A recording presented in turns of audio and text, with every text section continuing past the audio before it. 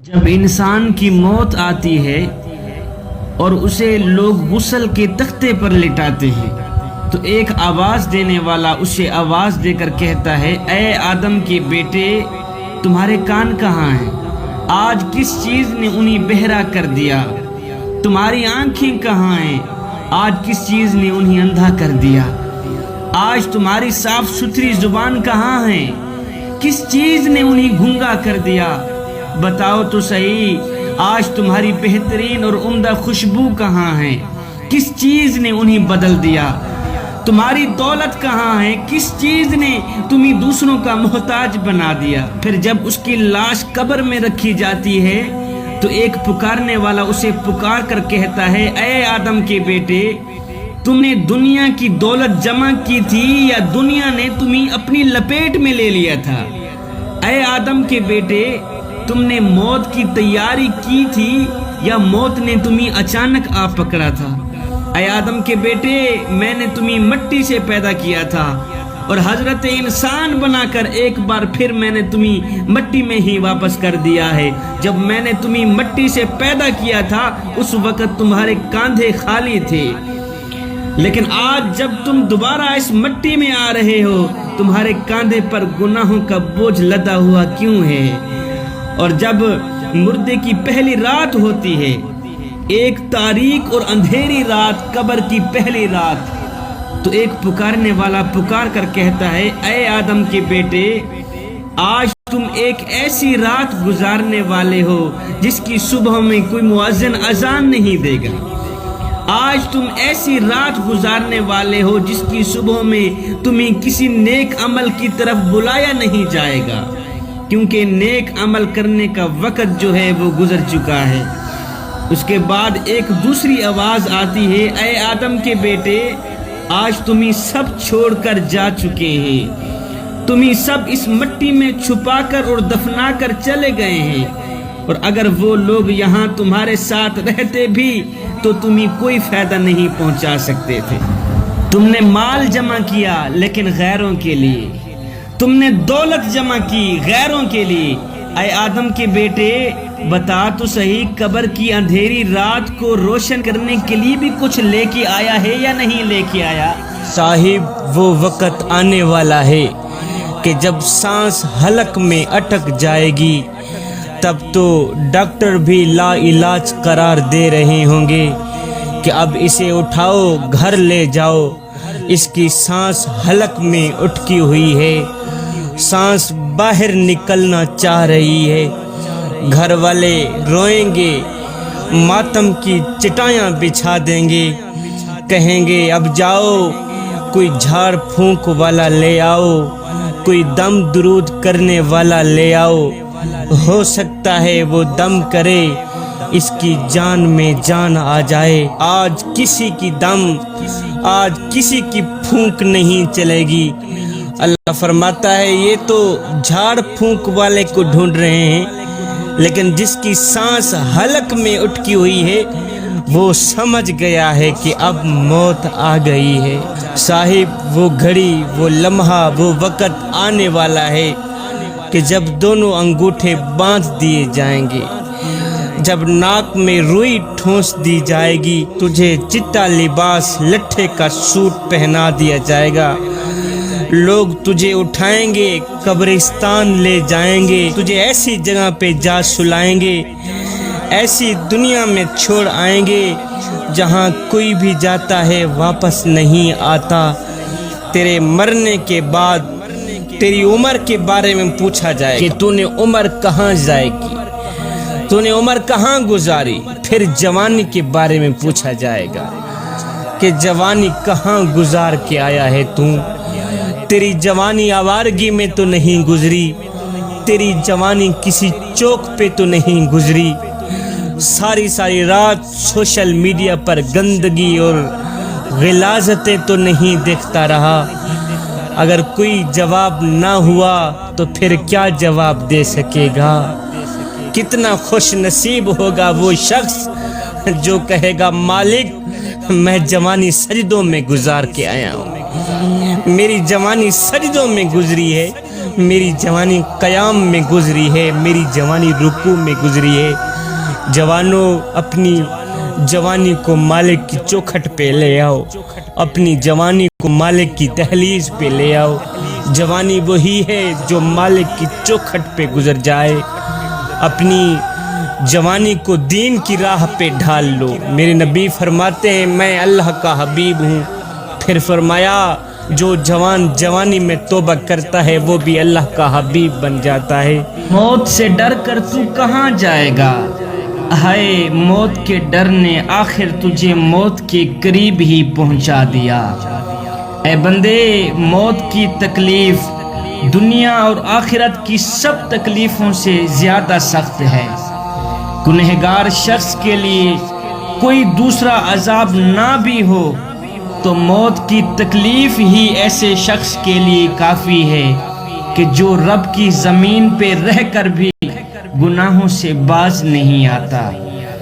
حضرت حسن بصری نے فرمایا کہ جب کوئی شخص مرتا ہے تو اس کے گھر والے رونا شروع کرتے ہیں، ادھر سے وہ رونا شروع کرتے ہیں، ادھر مکان کے دروازے پہ کھڑا ہو کے موت کا فرشتہ کہتا ہے اور رونے والوں میں نے اس کی روزی نہیں کھائی، یہ اپنی ساری روزی خود کھا چکا ہے، یہ اپنا سارا رزق خود کھا چکا ہے، اور رونے والوں میں نے اس کی عمر کم نہیں کی، یہ خود اپنی ساری عمر گزار چکا ہے، مجھے تو اس گھر میں پھر سے آنا ہے، بار بار آنا ہے، تم کیوں رو رہے ہو؟ خدا کی قسم اگر گھر والے اس وقت موت کے فرشتے کو دیکھ لیں یا اس کی باتیں سن لیں تو سارے رشتہ دار مردے کو بھول جائیں، اپنی ہی فکر میں لگ جائیں۔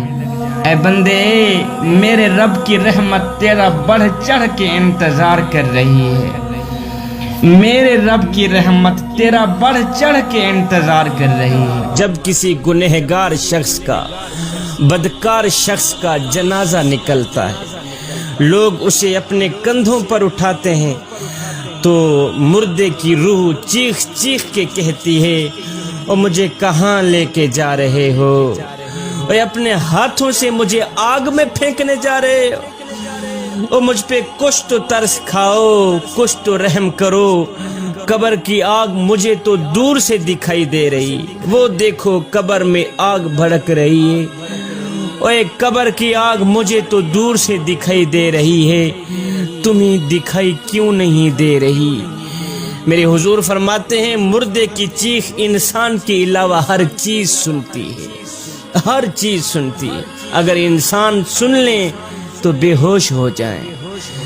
اللہ اکبر۔ مردہ اپنے عزیز و اقربا، رشتہ داروں کو، دوستوں کو چیخ چیخ کے کہتا ہے، مردے کی روح چیخ چیخ کے اپنی اولاد کو کہتی ہے اور میں نے تمہارے لیے دن رات ایک کر کے تمہارے لیے مال جمع کیا، اور تمہارے لیے تجوری اکٹھی کی، دن رات تمہاری ہی فکر میں لگا رہا کہ میری اولاد کا ایک اچھا مستقبل بن جائے، میں نے تمہارے لیے، تمہارے پیٹ کے لیے، تمہارے مستقبل کے لیے حلال و حرام کی تمیز بھی نہ کی، میں نے تمہارے لیے اتنا کچھ کیا اور تم مجھے زبردستی آگ میں پھینکنے جا رہے ہے۔ ساری زندگی جس طرح میں نے تمہاری فکر کی، کاش کی آخرت کی فکر بھی کر لیتا، آج مجھے زبردستی آگ میں نہ ڈالا جاتا۔ اللہ اکبر۔ پھر فرمایا جب مومن کا جنازہ نکلتا ہے، اللہ اکبر، میرے کریم نبی نے فرمایا، صحابہ جی یا رسول اللہ، فرمایا جب مومن کا جنازہ نکلتا ہے تو مومن کی روح کہتی ہے جلدی کرو، مجھے میرے اصلی مکان میں چھوڑ آؤ، جلدی کرو مجھے میرے اصلی گھر میں چھوڑ آؤ۔ ساری زندگی جس مالک کا نام جپتا رہا، ساری زندگی جس رب کا نام لیتا رہا، آج اسی کا میں نے دیدار بھی کرنا ہے، جلدی کرو، تم دیر کیوں کر رہے؟ فرمایا مردے کو جب قبر میں اتارا جاتا ہے تو وہ دو صورتوں میں پچھتاتا ہے، دو صورتوں میں پچھتاتا ہے مردہ۔ اگر وہ نیک بندہ ہوتا ہے تو اس بات پہ پچھتاتا ہے کہ اس نے زیادہ نیکیاں کیوں نہ کی۔ اگر وہ نیکوکار ہوتا ہے نا تو وہ اس بات پہ پچھتاتا ہے کہ اس نے زیادہ نیکیاں کیوں نہ کی، اور اگر وہ گنہگار ہوتا ہے تو اس بات پہ پچھتاتا ہے کہ اس نے گناہ کیوں کیے۔ جوانوں، ہم نے کبھی سوچا ہے کہ ہم مرنے کے بعد نیکیوں کی کمی پر پچھتائیں گے یا گناہوں کے زیادہ ہونے پر پچھتائیں گے؟ ہم نے تو کبھی نہیں سوچا۔ آج ہماری جوانیاں کس رخ پہ چل پڑیں، آج ہماری جوانیاں کس سمت پہ چل پڑیں، کس سائٹ پہ چل پڑیں، اور جوانی میں تو اس درد کو پیدا کرنے کی ضرورت تھی کہ ہم نے مرنا بھی ہے۔ جوانی میں تو اس سوچ کو پیدا کرنے کی ضرورت تھی کہ ہم نے قبر میں بھی جانا ہے۔ جوانی میں تو اس کیف کو پیدا کرنے کی ضرورت تھی کہ ہم نے اللہ اور اس کے رسول کو منہ بھی دکھلانا۔ ہمیں ہر وقت، ہر گھڑی، ہر لمحے یہ سوچنا ہوگا کہ ہم مرنے کے بعد نیکیوں کی کمی پر پچھتائیں گے یا گناہوں کے زیادہ ہونے پر پچھتائیں گے۔ جوانوں، یہ زندگی کے لمحے ہمارے لیے غنیمت ہیں۔ انہی لمحوں میں ہم کچھ کر لیں، انہی لمحوں میں ہم کچھ اکٹھا کر لیں، انہی لمحوں میں خدا کی یاد اور محبت کے دیے اپنے دل میں جلا لیں۔ حضور علیہ السلام ایک مرتبہ نماز کے لیے تشریف لائے۔ آپ نے ایک جماعت کو دیکھا جو کھلکھلا رہی تھی، ہنس رہی تھی، یہاں تک کہ ان کے دانت بھی نظر آ رہے تھے۔ حضور علیہ السلام نے فرمایا، او ہنسنے والو، او مسکرانے والو، موت کو کثرت سے یاد کیا کرو۔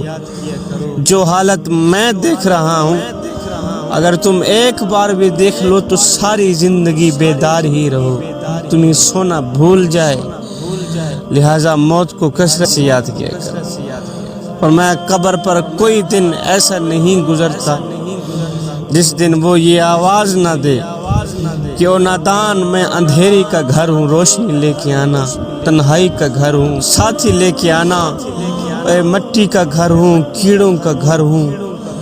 جب کوئی مومن قبر میں جاتا ہے تو وہ کہتی ہے، تیرا آنا مبارک ہو، تیرا آنا مبارک ہو، بہت اچھا لگا تو میرے تک آیا۔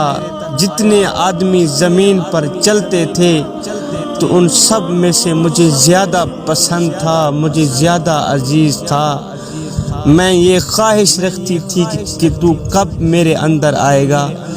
آج جب تو میرے پاس آیا ہے تو میرے بہترین سلوک کو دیکھے گا اور خوش ہوگا۔ اس کے بعد وہ قبر جہاں تک مردے کی نظر پہنچ سکے وہاں تک وسیع ہو جاتی ہے، اور ایک دروازہ اس میں جنت کا کھل جاتا ہے جس سے وہاں کی ہوا اور خوشبو اس کو ملتی رہتی ہے۔ فرمایا، جب کوئی بد کردار شخص کو قبر میں رکھا جاتا ہے تو قبر کہتی ہے، او بدبخت، تیرا آنا نامبارک ہو، اپنی جان کے ساتھ بہت ہی برا کیا جو تو میرے پاس آیا۔ زمین پر جتنے آدمی بھی چلتے تھے ان سب میں سے تو ہی مجھے ناپسند تھا، میں تیرے ساتھ سب سے زیادہ نفرت کیا کرتی تھی۔ آج جب تو میرے حوالے ہوا ہے، جب تو میرے برتاؤ کو دیکھے گا برداشت نہیں کر سکے گا،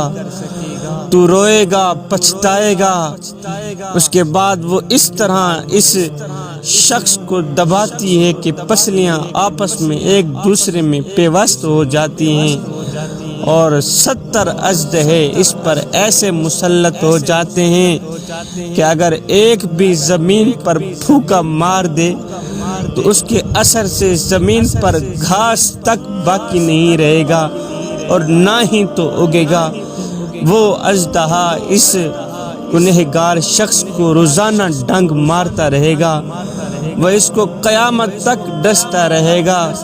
اس کے بعد حضور علیہ السلام نے فرمایا کہ قبر یا جنت کا ایک باغ ہے یا جہنم کا ایک گڑھا۔ قبر یا تو جنت کے باغوں میں سے ایک باغ ہے یا جہنم کے گڑھوں میں سے ایک گڑھا ہے۔